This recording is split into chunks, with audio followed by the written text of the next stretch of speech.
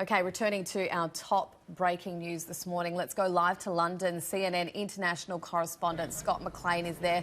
Scott, thanks for joining us today. What exactly is it like on the ground now? Is the area still in lockdown? Part of the area is still very much in lockdown here in London, Charlotte, though the cordon has shrunk over the last couple of hours. Police have said that the area at the foot of London Bridge, which is just about maybe 70 meters down the street here, will be closed for some time, and for good reason. Police still have a lot of questions about this suspect that they want to answer.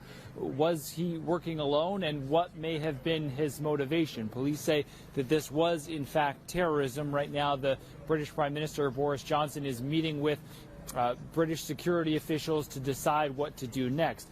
There has been universal praise, though, from the Prime Minister, the Mayor, from the police, for the bystanders who stepped in to help. You can see on the cell phone video that was taken from the scene the end of what happened. You can see several people wrestling the suspect on the ground. In one angle, you can even see someone emerge with a knife from that scrum. And then eventually everyone gets off of the suspect and shots are fired by police. We know from a law enforcement source that those shots were fired at the suspect because they could see wires and tape around the suspect's midsection. It turns out he was wearing a hoax explosive device, something that London actually saw back in 2017 when there was another attack on this same bridge, on this same London bridge, that killed 8 people. And the attackers in that case had used this hoax explosive devices. Police at the time said that was the first time that they had seen it. Also getting a lot of attention at this point, in addition to the 2 people dead and the 3 people killed, is the suspect. He was also shot by police, but according to a government official, he had actually been in jail and then released on parole at this time. The British Prime Minister has said that people like him should not be released early in any circumstances. We also know from a law enforcement source that he has been identified and that they're currently searching a property he has links to, Charlotte. Yeah, that's absolutely an unbelievable twist in this. Obviously, we know, Scott, that there was an inquest into the 2017 London Bridge attack, and that really dissected the incident and the response from emergency services. Now we have a very similar incident in place, and it's actually in the same area. Do you think that that inquest helped the response this time? I mean, obviously, as you say, this suspect, he is potentially out on day release, out on release from terror prison. But of course, this is something that will be dissected in the next inquest, which will no doubt happen into this event. Yeah, there's going to be a lot of questions asked as to A, why this person was ever on the street, and B, whether there's anything that could have been done to prevent this attack from happening. Security services will tell you that these types of lone wolf attacks, assuming that's what it is, are very difficult to prevent.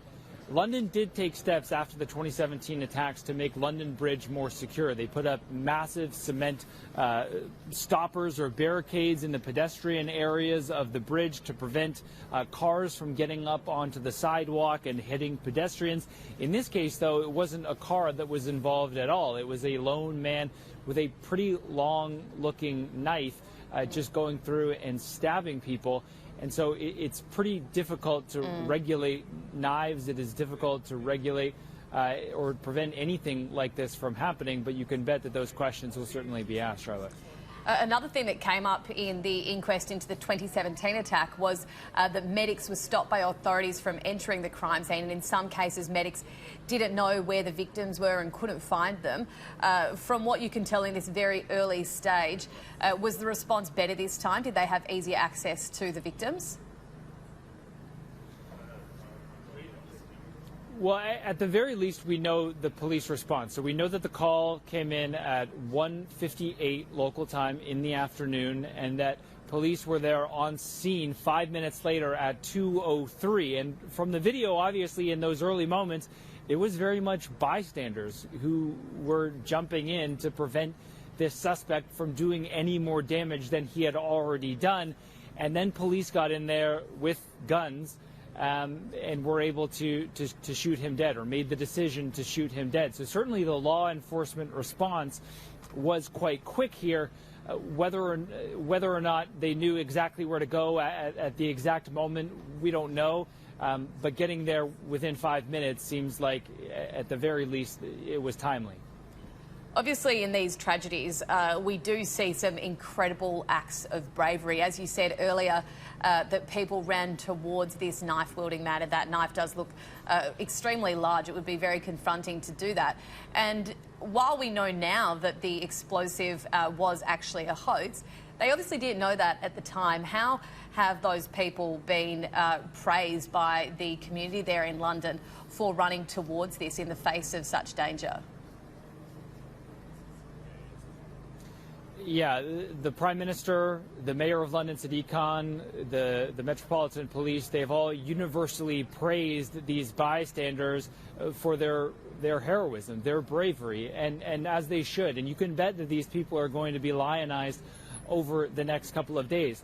You know, you heard the gunfire there on the video, and in the early moments, it was clear that the public didn't necessarily know what that was, or wasn't very good at identifying that, because there were reports, erroneous reports, of explosions, of more shots fired than actually were, and really chaos and pandemonium all over the city.